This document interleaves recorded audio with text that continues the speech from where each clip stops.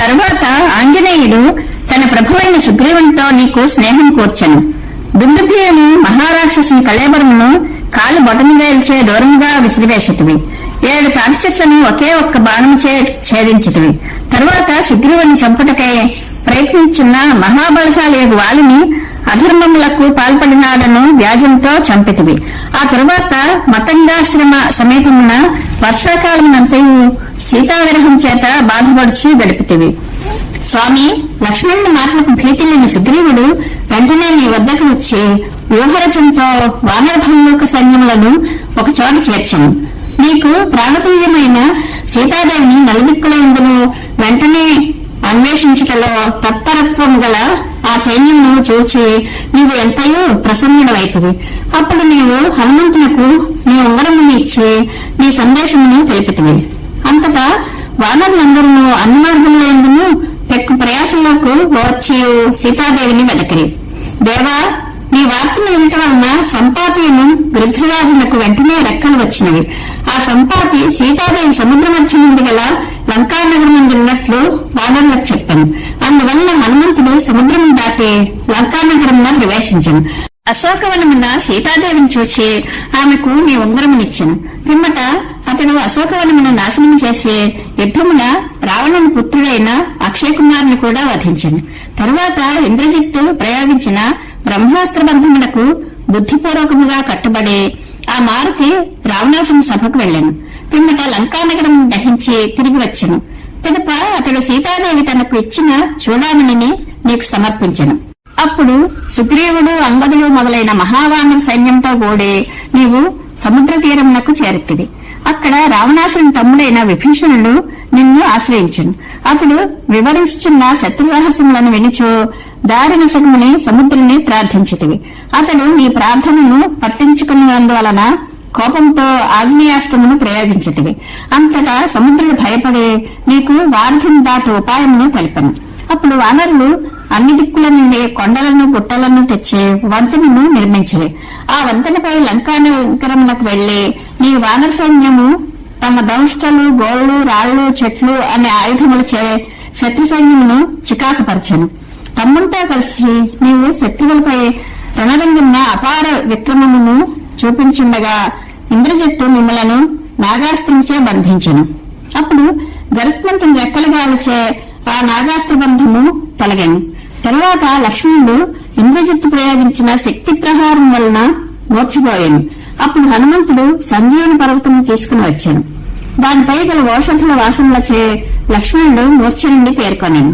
తరువాత మాయా విద్యా ప్రవీణుడు, ప్రగల్భములను పలుకుచున్నవాడు అగు మేఘనాథుని లక్ష్మణుడు సంహరించను. అటు పిమ్మట రాక్షసుల మాయల వలన నీవు చింతించినప్పుడు విభీషణుడు నీకు ధైర్యం చెప్పసాగాను. అప్పుడు భూమినంతా కంపింపజేయచ్చు సమస్త వానర సైన్యమును భక్షించున్న కుంభకర్ణుడు రణరంగంలోకి రాగా అతనిని నీవు సంహరించితివి. నీవు రావణునితో యుద్ధం చేసినప్పుడు దేవేంద్రుడు కవచమును రథమును పంపెను.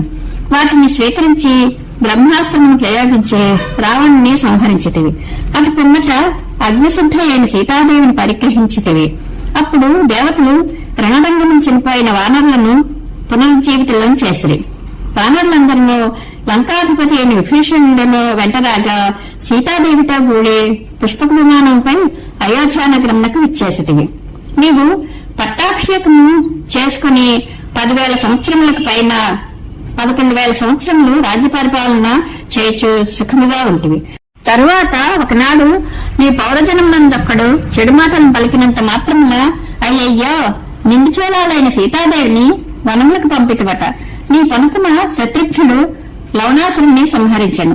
తన ధర్మమును అతిక్రమించిన శూద్రుని నీవు సంహరించితివి. ఆ సమయమున వాల్మీకి యొక్క ఆశ్రమమున్న సీతాదేవి 2 పుత్రులను కనినది.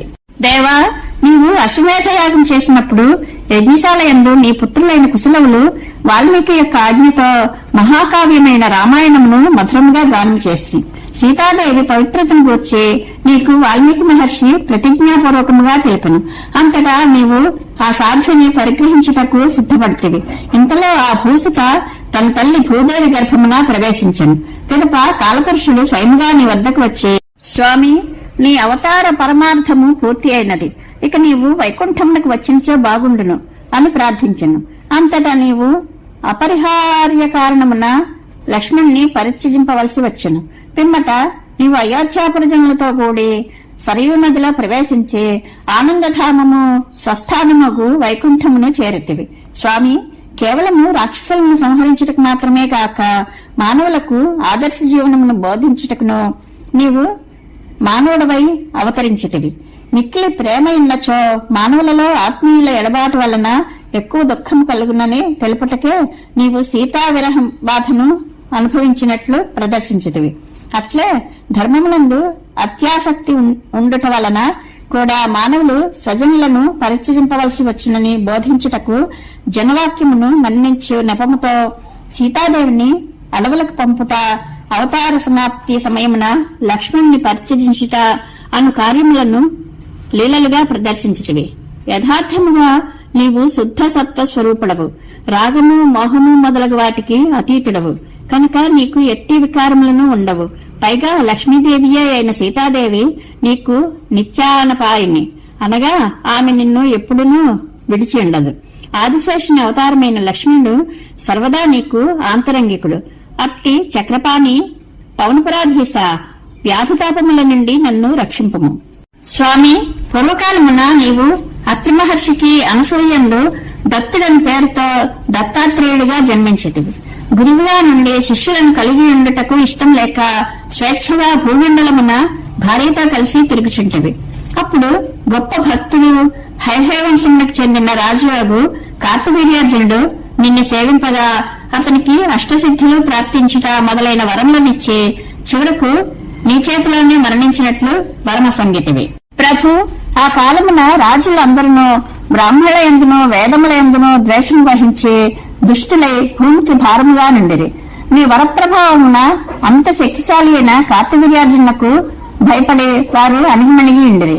అప్పుడు అతనికిచ్చిన వరమును నీ చేతిలోనే అతడు మృతి చెందినట్లు ఇచ్చిన వరమును యథార్థము గావించుటకును భూమికి భారముగానున్న దుష్టరాజులను హతమార్చుటకును నీవు భృగువంశమునందు రేణుకా జమదగ్నులకు పుత్రుడవై జన్మించితివి. వారి కుమారులలో నీవు చిన్నవాడవు. నీ పేరు పరశురాముడు. నీవు తల్లిదండ్రులకు ఎంతయో సంతోషము కూర్చుంటివి. స్వామి, నీవు 14 వయస్సులోనే సమస్త వేదములను అభ్యసించితివి.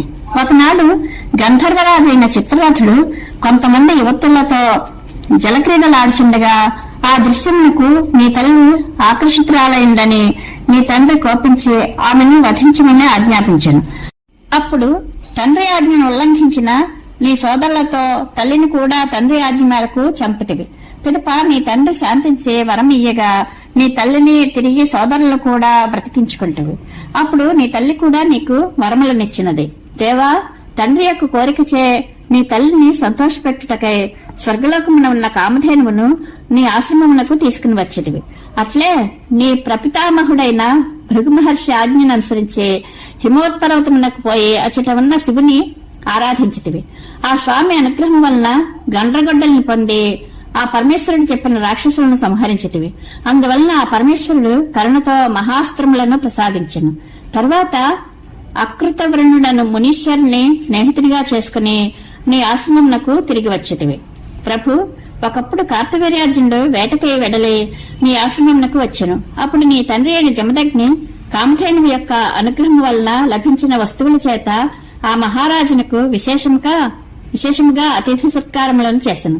తర్వాత ఆ మహారాజు పట్టణమునకు తిరిగిపోయి దుష్టుడైన మంత్రి ప్రోద్బలము చేత కామధేనువును కొంటకై ఒక సచివుని పంపెను.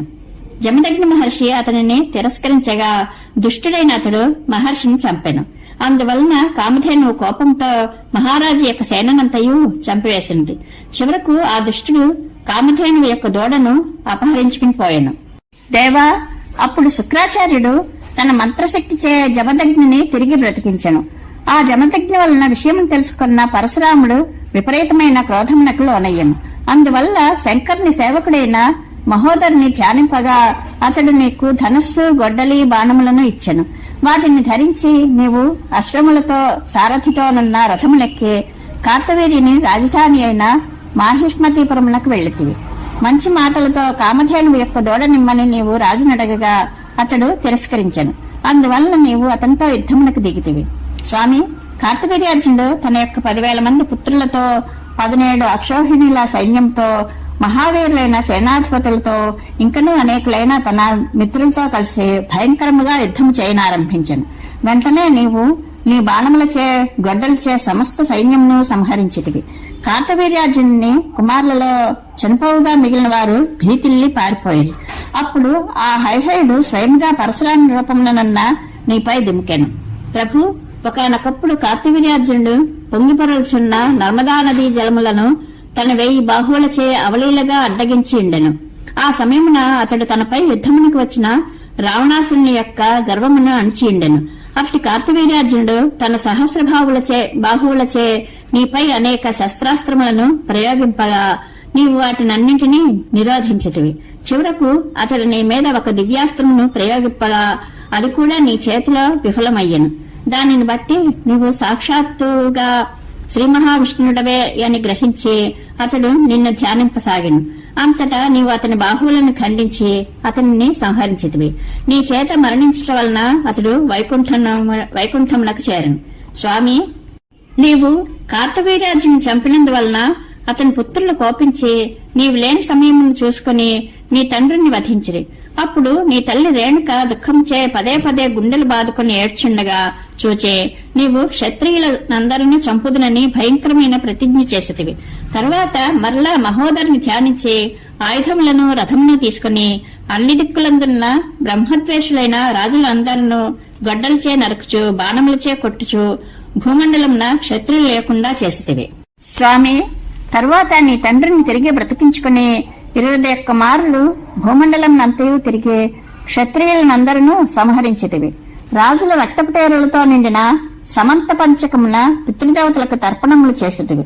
తరువాత యజ్ఞం చేసి అందు నీవు జయించిన భూభాగములంతయు కశ్యపుడు మొదలైన బ్రాహ్మణులకు దానము చేసితివి.